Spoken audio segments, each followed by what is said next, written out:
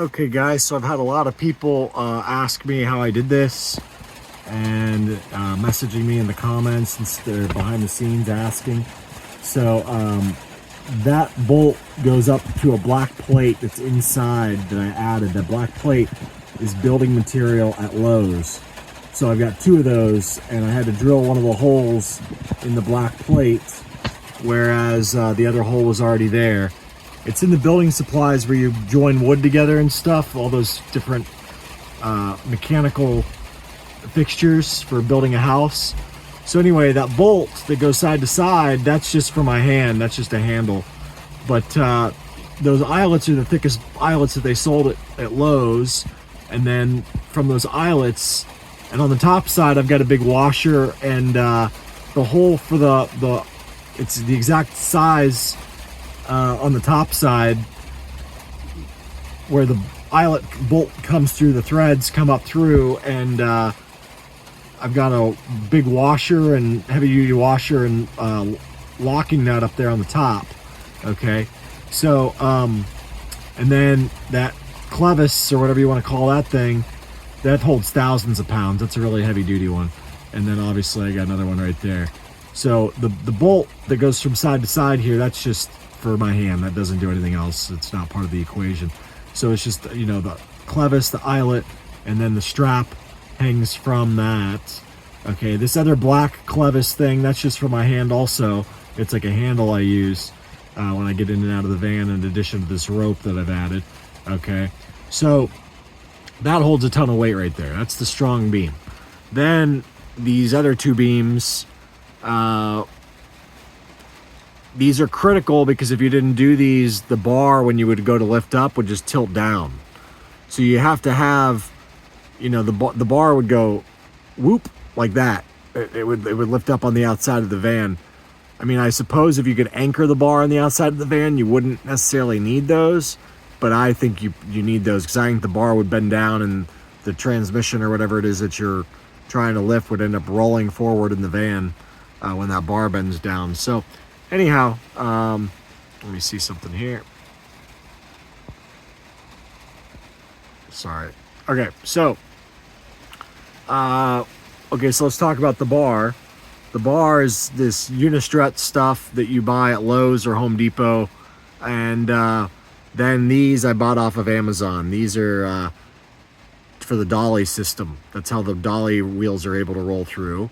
Okay, the dolley, I also had to buy those parts off of Amazon, and they work with the winch. The winch lifts, it's rated to like 400 pounds, and a bolt goes through this side to side with a locking nylon nut that basically vices it onto the rail. So you slide it on the rail, and then when you get it where you want it, you put that on there, and it vices it on there so it stays strong. So after rewatching the video a couple times, the things that I would do differently, it would be nice to figure out a base for the ladder, some, you know, like a couple crates, so to speak, something that's strong that you can sit the ladder on, so that you can put the ladder side to side in the A-frame pattern, because then you could get the ladder even closer to the van. Okay, another thing that I would recommend doing differently if I had it to do over again, if you really want to play it safe, is there's no need to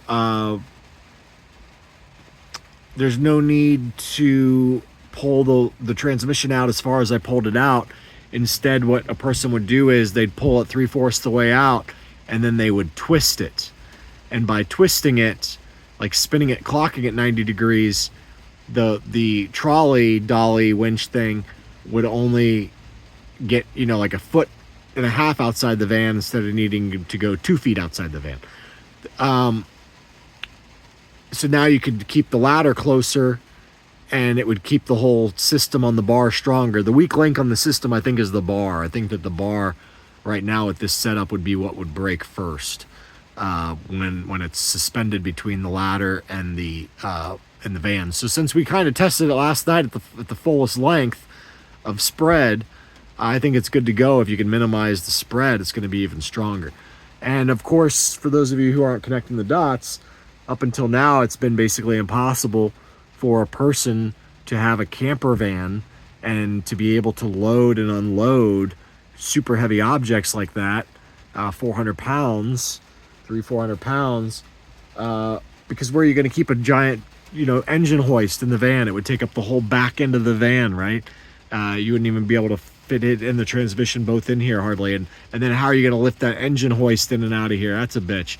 So what's so clever about this with that unistrut stuff is you either just put the bar on the floor of the van under the bed, or you could actually attach it to the roof to an aluminum unitrack. Okay, so that unitrack is really heavy, by the way. It's like solid stainless, like steel, galvanized steel. It's really heavy, the one that I showed in the video last night. But anyway, you could have an aluminum one that's permanently affixed to the roof of the van, which I would recommend for like solar panels or a roof rack or whatever it is you use.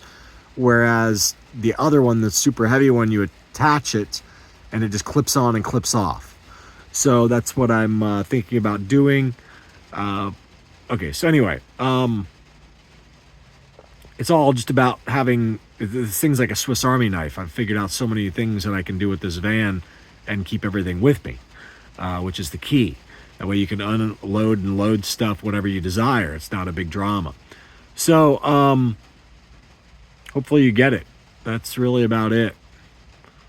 And then just making sure you use enough straps that the weight's dispersed across all the straps. But anyway, if you put the ladder in an A-frame orientation, then you could set the beam on top of the ladder. That ladder's not long enough in A-frame orientation. I thought it was. It's not. So technically you'd want a slightly bigger ladder than that one. I also thought it was going to have the legs that extend.